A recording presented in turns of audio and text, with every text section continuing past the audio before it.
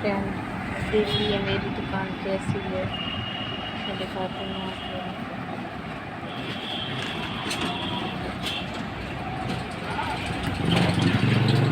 यार कहाँ लगा पा रहे हैं खाली हो क्या भाई? 65 भाई है, क्या भाई है? 65 68 भाई हुई है, 25 भाई ना 25 आए पास ना ना। चूड़ी दिखा दे।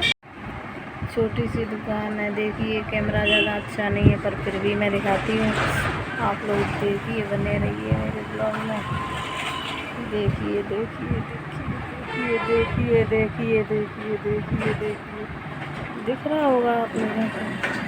मैं बैठी हुई हूँ, लाइट की वजह से साफ नहीं आ पा रहा है।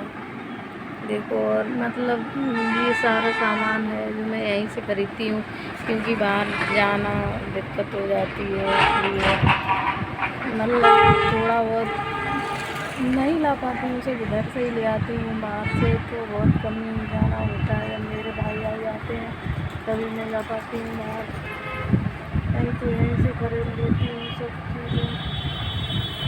मतलब क्या ही बताएं आपको, खरीदनी पड़ती हैं, बाहर नहीं जाना हो पाता, इसलिए तो करेंगे ही।